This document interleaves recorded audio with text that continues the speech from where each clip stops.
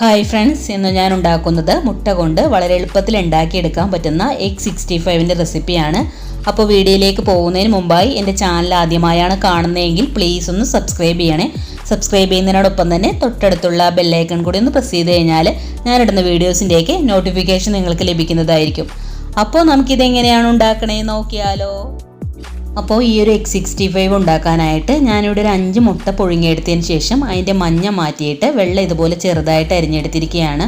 ഇത്രയും ചെറുതായിട്ട് വേണം കേട്ടോ അരിഞ്ഞെടുക്കാനായിട്ട്. ഇനി ഒരു ബൗളിലേക്ക് നമ്മൾ എടുത്തു വെച്ചിരിക്കുന്ന മുട്ടയുടെ വെള്ള ചേർത്ത് കൊടുക്കാം.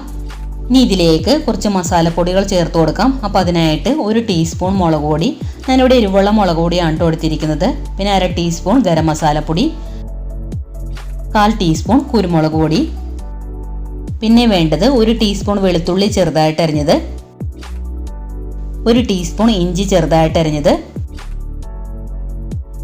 എരിവിനനുസരിച്ച് 1-2 പച്ചമുളക്. അപ്പോൾ ഞാനിവിടെ ഒരു വലിയ പച്ചമുളകാണ് കേട്ടോ എടുത്തിരിക്കുന്നത്. എന്നിട്ട് ഇതുപോലെ ഒന്ന് ചെറുതായിട്ട് അരിഞ്ഞിട്ട് ചേർത്ത് കൊടുക്കാം.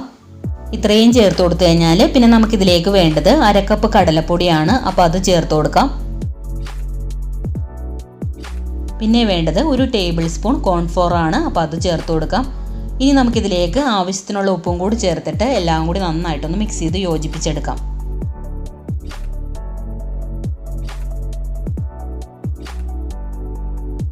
ഇപ്പോൾ മുട്ടയുടെ എല്ലാ ഭാഗത്തും മസാല എല്ലാം നന്നായിട്ടൊന്ന് യോജിച്ച് വന്നിട്ടുണ്ട്. ഇനി നമുക്കിതിലേക്ക് ഒരു മുട്ട എടുത്തിട്ട് നന്നായിട്ടൊന്ന് ബീറ്റ് ചെയ്തതിന് ശേഷം ഇതിലേക്ക് ചേർത്ത് കൊടുക്കാം.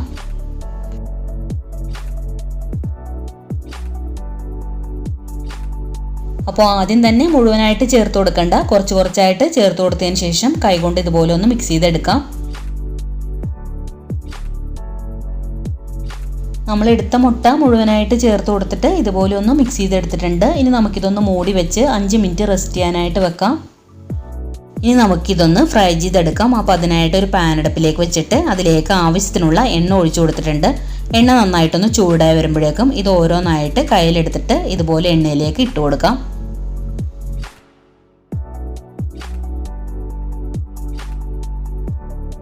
എന്നിട്ട് മീഡിയം ടു ലോ ഫ്ലെയിമിൽ വെച്ചിട്ട് വേണം ഫ്രൈ ചെയ്തെടുക്കാനായിട്ട്. എന്നാലാണ് ഉള്ളൊക്കെ നന്നായിട്ടൊന്ന് വെന്ത് കിട്ടുള്ളൂ. ഇനി ഇത് ഒരു വശം ഒന്ന് ഫ്രൈ ആയിട്ട് വരുമ്പോൾ ഇതുപോലെ ഒന്ന് തിരിച്ചിട്ട് കൊടുക്കാം. എന്നിട്ട് തിരിച്ചു മറിച്ചു ഇട്ടിട്ട് നല്ലപോലെ ഒന്ന് ഫ്രൈ ചെയ്തെടുക്കാം.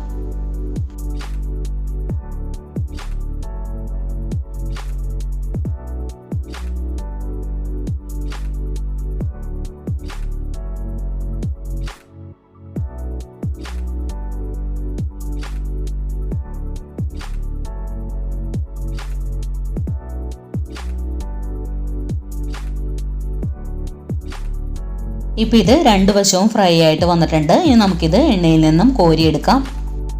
ഇപ്പോൾ ഇതെല്ലാം ഫ്രൈ ചെയ്തെടുത്തിട്ടുണ്ട്.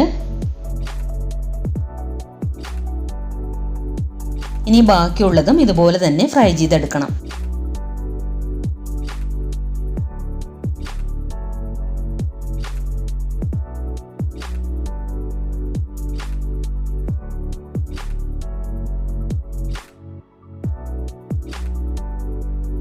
ഇനി നമുക്ക് മറ്റൊരു പാൻ അടുപ്പിലേക്ക് വെച്ചിട്ട് നമ്മൾ ഫ്രൈ ചെയ്ത എണ്ണയിൽ നിന്നും 2 ടേബിൾ സ്പൂൺ എണ്ണ ഒഴിച്ചു കൊടുത്തിട്ടുണ്ട്.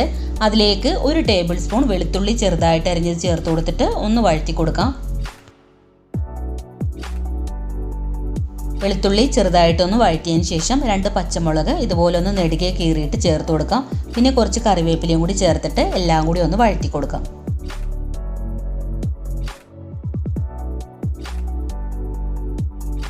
ഇനി ഇതിലേക്ക് 2 ഉണക്കമുളക് കൂടി ചേർത്തിട്ട് ചെറുതായിട്ടൊന്ന് വഴറ്റിയതിന് ശേഷം നമ്മൾ ഫ്രൈ ചെയ്തെടുത്ത എഗ് 65 ചേർത്ത് കൊടുക്കാം.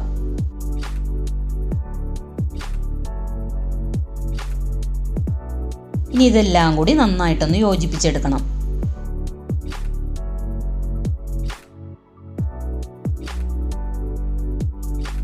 വെളുത്തുള്ളിയുടെ ഫ്ലേവർ എല്ലായിടത്തും എത്തുന്ന വിധത്തിൽ വേണം നന്നായിട്ടൊന്ന് യോജിപ്പിച്ചെടുക്കാനായിട്ട്. ഇനി ഇതിലേക്ക് 2 ടേബിൾ സ്പൂൺ ടൊമാറ്റോ സോസ് ചേർത്ത് കൊടുക്കാം. പിന്നെ ഒരു 1/2 ടീസ്പൂൺ മുളക് പൊടി കൂടി ചേർത്തിട്ട് ഒന്നും കൂടി ഒന്ന് മിക്സ് ചെയ്തെടുക്കാം.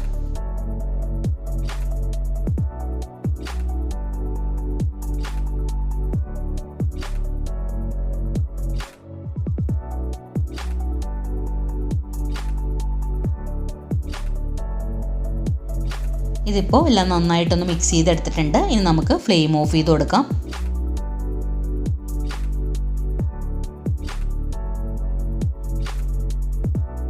അപ്പോൾ വളരെ ടേസ്റ്റി ആയിട്ടുള്ള എഗ് 65 ഇവിടെ തയ്യാറായിട്ടുണ്ട്. ഇതെല്ലാവരും ഒന്ന് ട്രൈ ചെയ്ത് നോക്കണം. ട്രൈ ചെയ്തതിന് ശേഷം ഫീഡ്ബാക്ക് മറക്കാതെ കമൻസിൽ അറിയിക്കണം. അതുപോലെ വീഡിയോ ഇഷ്ടമായിട്ടുണ്ടെങ്കിൽ ലൈക്ക് ചെയ്യാനും ഫ്രണ്ട്സിനും ഫാമിലിക്കൊക്കെ ഒന്ന് ഷെയർ ചെയ്ത് കൊടുക്കാനും സബ്സ്ക്രൈബ് ചെയ്യാതെ കാണുന്നവരുണ്ടെങ്കിൽ ഒന്ന് സബ്സ്ക്രൈബ് ചെയ്യാനും മറക്കരുതേ.